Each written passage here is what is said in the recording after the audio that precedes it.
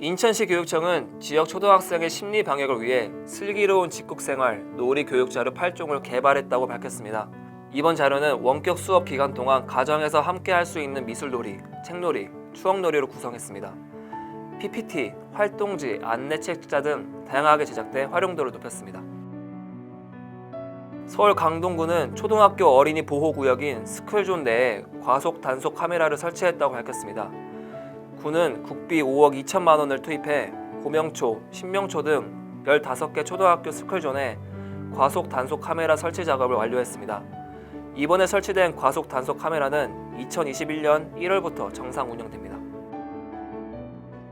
초등학생이 언니 신분증을 도용해 비행기를 타고 제주에 간 뒤 연락이 두절됐다가 사흘 만에 발견돼 귀가 조치됐습니다. 경찰 조사 결과 강력범죄에 연루된 정황은 나타나지 않았습니다.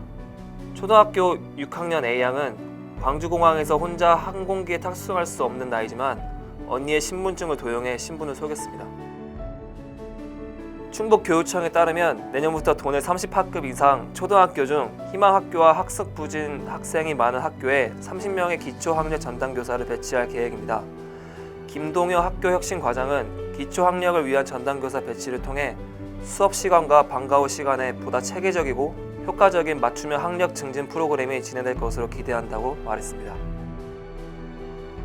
서울시가 도심 속에서 자연을 체험할 수 있는 자연과 함께하는 토요나들이에 참여할 초등학생 가족을 모집합니다. 시는 토요나들이 프로그램으로 자생화, 제철 채소, 특용 작물을 직접 보거나 학습용 곤충인 장수풍뎅이 등을 관찰하는 과정 등을 준비했습니다. 해당 프로그램은 서울시에 주소를 둔 초등학생 및 학부모라면 누구나 참여할 수 있습니다.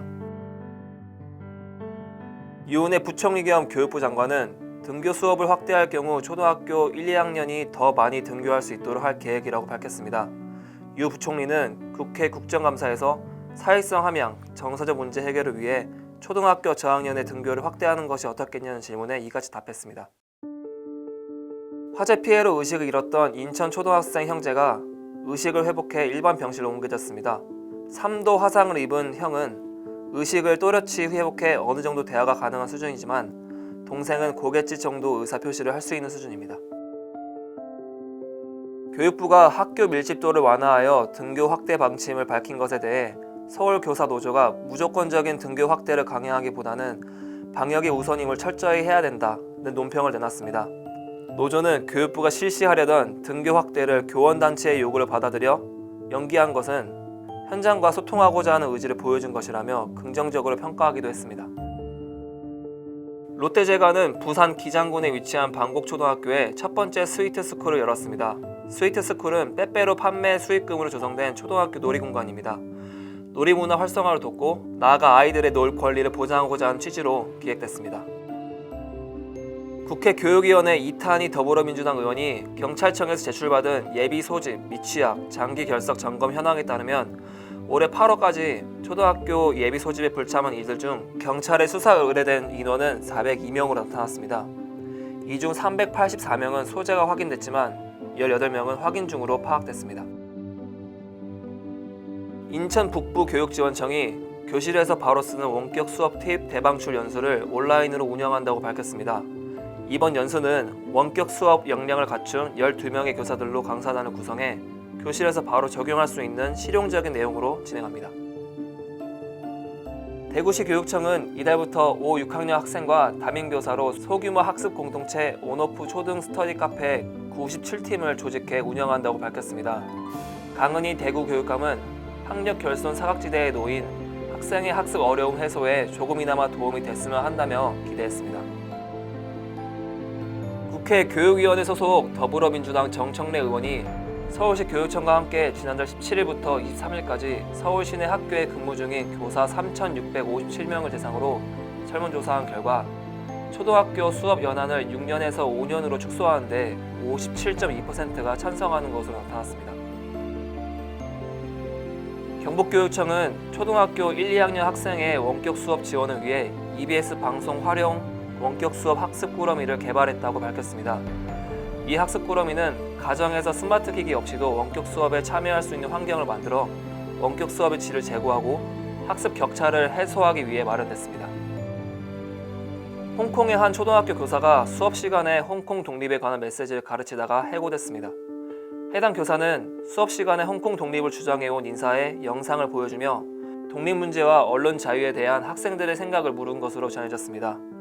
홍콩 교육부는 단순 실수로 볼 수 없고 교재 내용이 왜곡되고 편향돼 학생들에게 피해를 입혔다고 설명했습니다. 인천시 교육청이 원격 수업 내실화 운영 지원을 위해 초등 수업 자료 영상 콘텐츠를 개발해 보급했다고 밝혔습니다. 이번 자료는 원격 수업 상황에서 주요 학습 내용 및 활동 방법을 영상 콘텐츠로 제작해 학생들이 쉽게 이해하고 소통하기 위해 마련됐습니다. 경남 지역 초등학교 여성교원 47명이 해외 여자아이 지원을 위한 모금 캠페인에 참여해 500만 원을 기탁했습니다.